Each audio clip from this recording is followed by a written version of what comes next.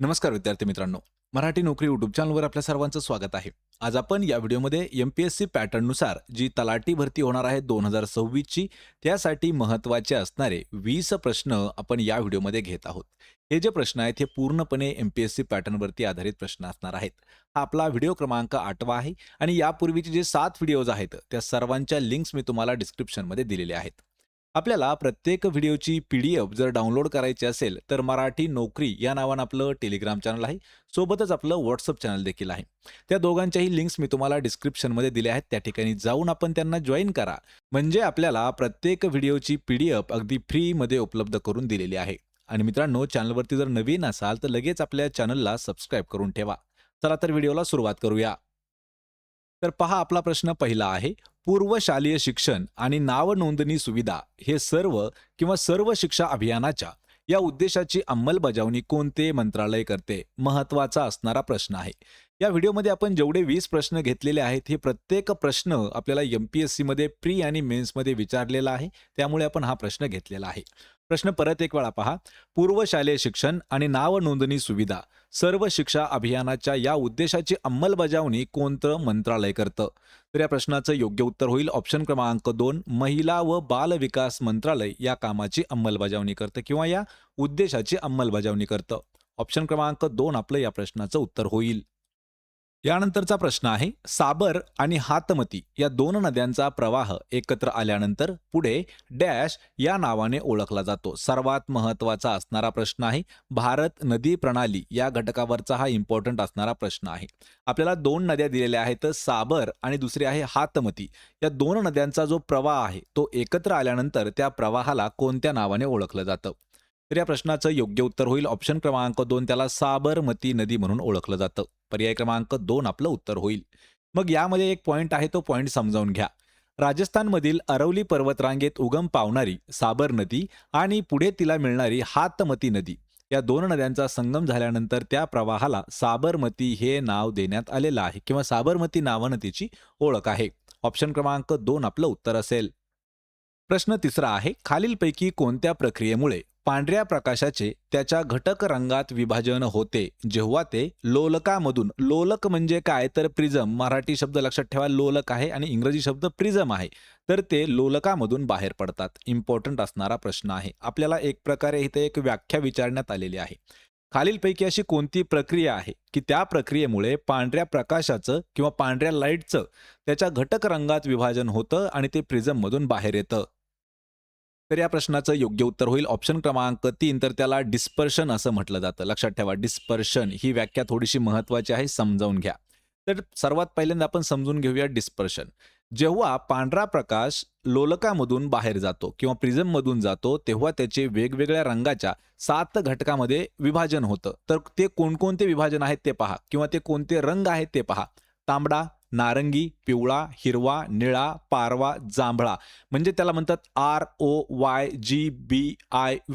म्हणजे हे जे आहे हे इंद्रधनुष्याचा रंग आहे. या 7 रंगामध्ये त्याचं विभाजन होतं आणि ही जी प्रक्रिया आहे, या प्रक्रियाला अपस्करण किंवा त्यालाच डिस्पर्शन असं म्हटलं जातं. याचं मुख्य कारण आहे का ही प्रक्रिया होण्यासाठी? तर प्रकाशाच्या वेगवेगळ्या रंगांची जी काही हे आहे वेव्हलेंथ आहे, ती प्रत्येक वेगवेगळी असते. ज्यामुळे प्रिझममधून जाताना प्रत्येक रंगाच्या रिफ्रॅक्शन किंवा वळण्याचा दर जो आहे तो वेगवेगळा असतो. जांभळा रंग हा सर्वात जास्त वळतो, तर तांबडा म्हणजेच लाल हा सर्वात कमी वळतो. पर्याय क्रमांक 3 आपलं या प्रश्नाचं योग्य उत्तर होईल.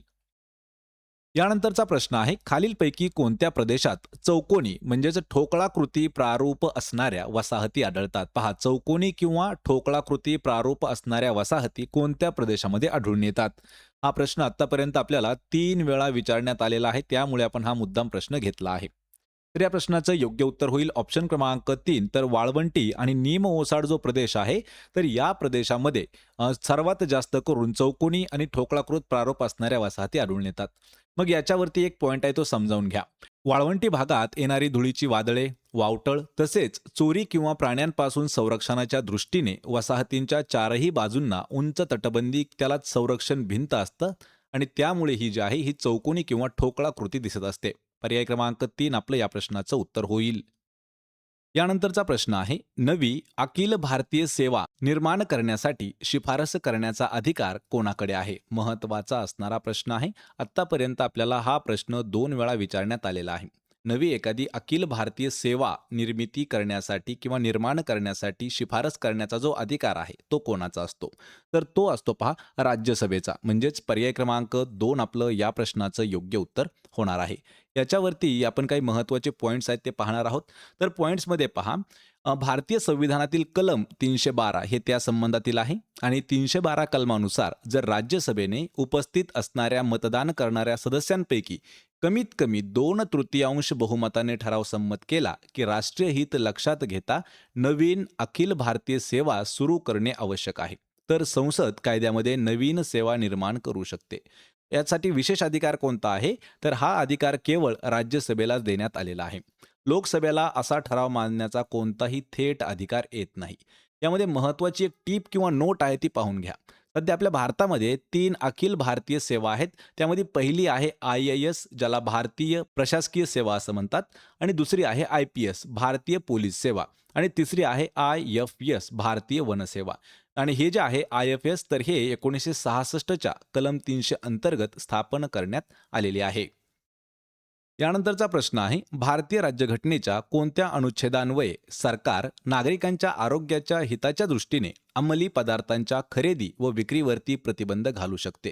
आपल्याला जे 4 ऑप्शन आहेत किंवा 4 पर्याय जे दिले आहेत ते आपल्याला योग्य निवडायचं आहे. म्हणजे या ठिकाणी आपल्याला स्टेटमेंट सुद्धा काही दिलेले आहेत. पहिला आहे अनुच्छेद 45, अनुच्छेद 46, अनुच्छेद 47 आणि अनुच्छेद 48. तर कोणता असा अनुच्छेद आहे की त्याच्यानुसार सरकार नागरिकांचं जे आरोग्य आहे त्याच्या हिताचं लक्ष पाहता अंमली पदार्थाच्या खरेदी आणि विक्रीवरती बंदी घालू शकतं? तर या प्रश्नाचं योग्य उत्तर होईल ऑप्शन क्रमांक 4, तर फक्त क. क म्हणजे काय आहे? जो अनुच्छेद 47 आहे, तर या 47 नुसार अंमली पदार्थावरती बंदी घालता येऊ शकते. पर्याय क्रमांक 4 आपलं या प्रश्नाचं योग्य उत्तर होईल. यानंतरचा प्रश्न आहे पहा, खालीलपैकी कोणती जोडी योग्य प्रकारे जोडण्यात आलेली नाही? शेवटचा शब्द नाही, त्यावरून खूप सारा प्रश्न चेंज होतो. कोणती अशी जोडी आहे ती योग्य प्रकारात जुळवण्यात आलेली नाही? तर या प्रश्नाचं योग्य उत्तर होईल ऑप्शन क्रमांक 2, तर नर्मदा आणि चांदोली ही जी जोडी आहे ही योग्य जोडी नाही. यामध्ये सतलज, भाकरा नांगल, महानदी, हिराकूड आणि गोदावरी जायकवाडी ह्या तीनही जोड्या योग्य प्रकारच्या आहेत. कारण हे जे आहेत, सतलज नदीवरती आहे भाकरा नांगल धरण, महानदीवरती आहे हिराकूड धरण आणि गोदावरीवर आहे जायकवाडी धरण. पण या ठिकाणी नर्मदा नदीवरती चांदोली धरण येत नाही. लक्षात ठेवा. चांदोली धरण जे आहे तर हे वारणा या नदीवरती येतं, जे की सांगली आणि कोल्हापूर जिल्ह्यामध्ये बांधलेलं आहे. आणि नर्मदा नदी जी आहे तर त्याच्यावरती प्रमुख धरण कोणतं आहे? सरदार सरोवर हे नर्मदावरचं प्रमुख धरण आहे. ऑप्शन क्रमांक 2 आपलं या प्रश्नाचं उत्तर होईल. यानंतरचा प्रश्न आहे, जुलै 1905 मध्ये लॉर्ड कर्झनच्या व्हाईसरॉयच्या अधिकार क्षेत्रामध्ये खालीलपैकी कोणती घटना घडली होती? कधी? जुलै 1905च्या काळामध्ये ज्यावेळी लॉर्ड कर्झन व्हाईसरॉय होता तर त्याच्या अधिकार क्षेत्रामध्ये कोणती घटना घडली होती? आणि आपल्या सर्वांना माहिती आहे, कारण याच्यावरती प्रश्न आपल्याला आत्तापर्यंत 16 वेळापेक्षा जास्त विचारण्यात आलेले आहेत. या प्रश्नाचं योग्य उत्तर होईल ऑप्शन क्रमांक 1, तर बंगालची फाळणी जी आहे तर ही 1905 मध्ये झालेली आहे. आणि कोणाच्या क्षेत्रामध्ये झाली होती? तर त्यावेळी लॉर्ड कर्झन हे व्हाईसरॉय होते. याच्यावरती 2 पॉईंट हे इम्पॉर्टंट आहेत ते समजावून घ्या. बंगालची फाळणी ही ब्रिटिश भागातील बंगाल प्रांताची फाळणी होती, जी 1905 मध्ये ब्रिटिश भारताच्या व्हाईसरॉय लॉर्ड कर्झन यांनी केली होती. या फाळणीने बंगालचे 2 भाग बनवले होते. त्यामध्ये पूर्व बंगाल आणि पश्चिम बंगाल असे त्याचे विभाजन करण्यात आलं होतं. पर्याय क्रमांक 1 आपलं या प्रश्नाचं उत्तर होईल. यानंतरचा प्रश्न आहे, लोकहितवादी गोपाळ हरी देशमुख यांनी लिहिलेली शतपत्रे खालीलपैकी कोणत्या मासिकातून प्रसिद्ध होत होती? याच्यावरती आपल्याला 2 प्रश्न लक्षात ठेवा. सर्वात पहिला प्रश्न की लोकहितवादी म्हणजे कोण? तर गोपाळ हरी देशमुख यांना म्हटलं जातं लोकहितवादी.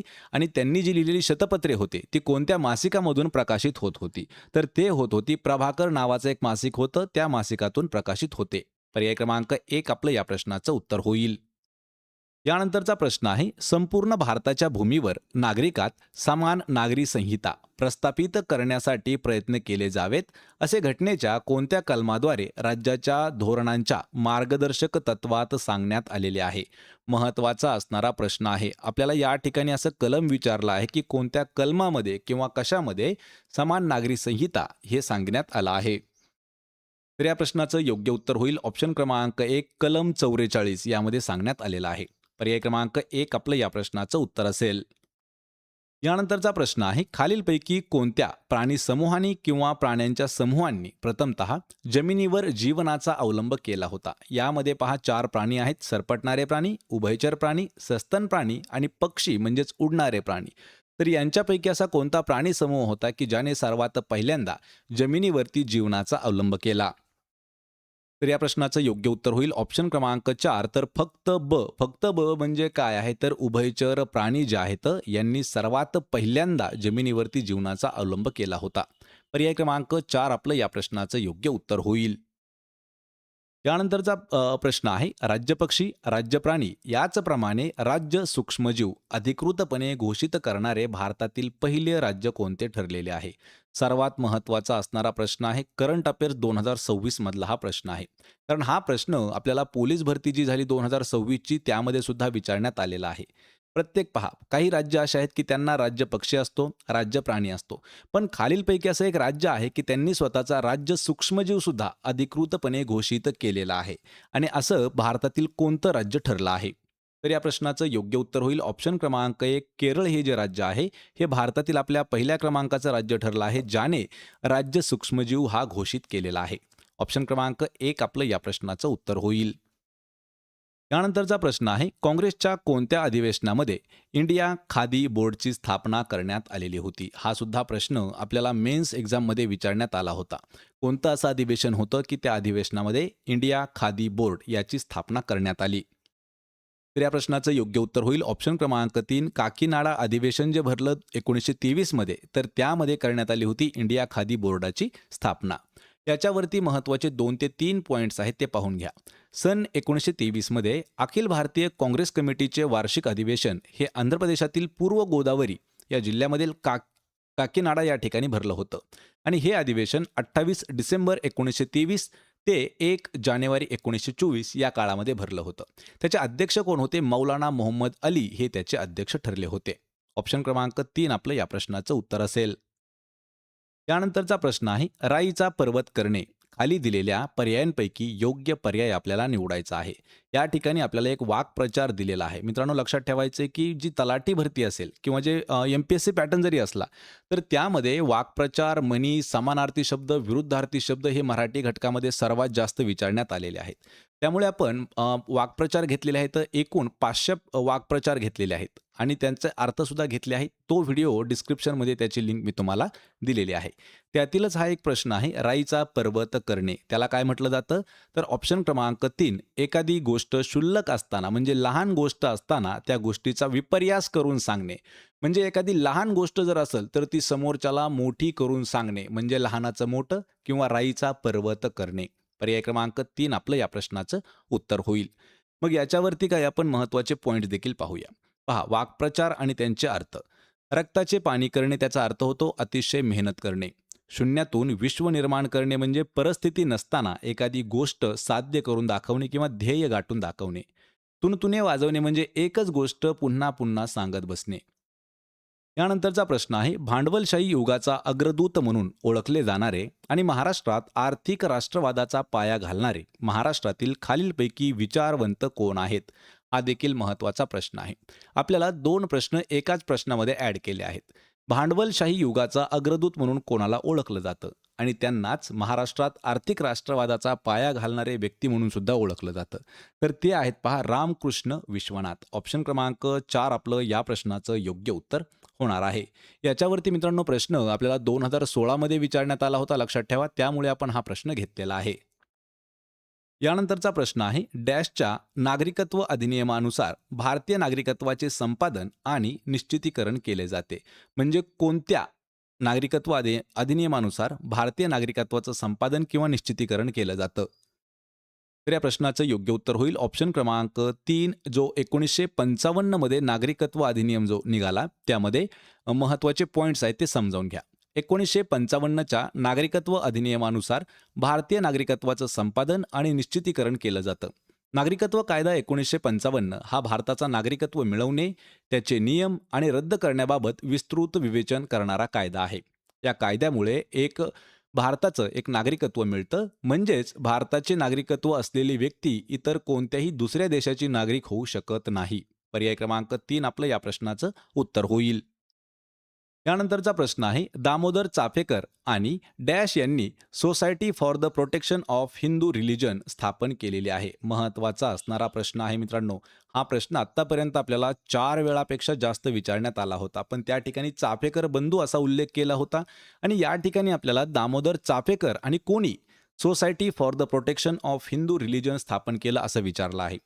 या प्रश्नाचं योग्य उत्तर होईल ऑप्शन क्रमांक 3 तर बालकृष्ण चाफेकर आणि दामोदर चाफेकर यांनी society for the protection of Hindu religion याची स्थापना केली.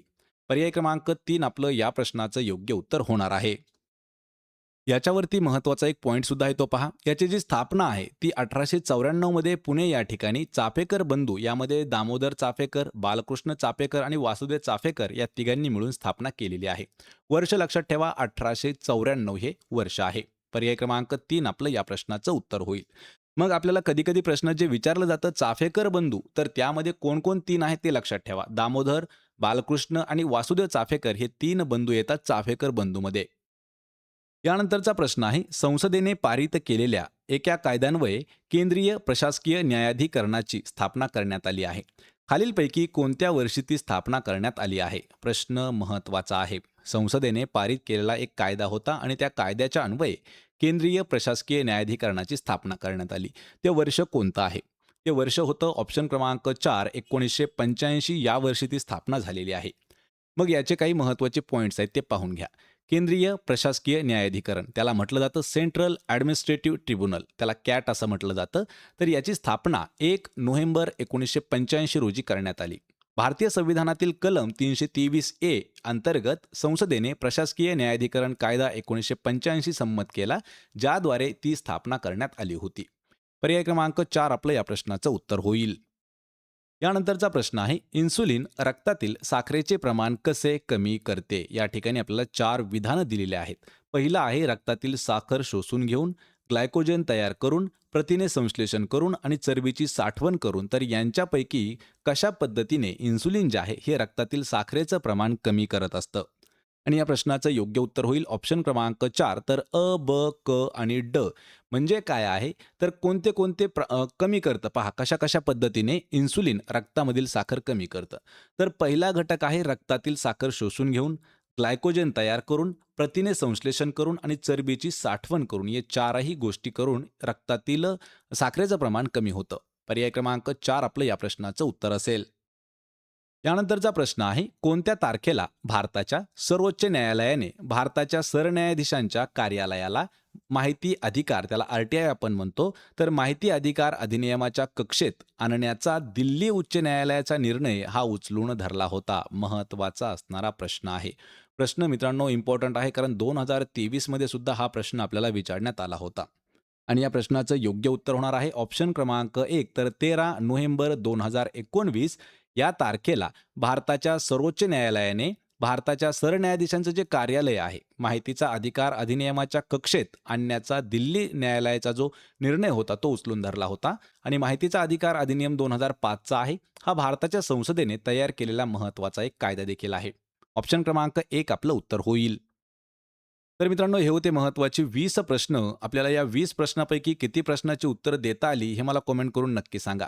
व्हिडिओ जर आवडला तर व्हिडिओला आपल्या लाईक करा, मित्रांमध्ये व्हिडिओ शेअर करा आणि आपल्या मराठी नोकरी यूट्यूब चॅनलला सबस्क्राईब करून ठेवा. प्रत्येक व्हिडिओची PDF अगदी मी तुम्हाला फ्रीमध्ये प्रोव्हाइड केलेली आहे. त्यासाठी फक्त आपलं मराठी नोकरी नावानं टेलिग्राम आहे, त्याला जाऊन जॉईन करा. त्याची लिंक मी तुम्हाला डिस्क्रिप्शनमध्ये दिलेली आहे. आपण भेटूया पुढच्या एका अशाच नवीन व्हिडिओमध्ये. तोपर्यंत जय हिंद, जय महाराष्ट्र.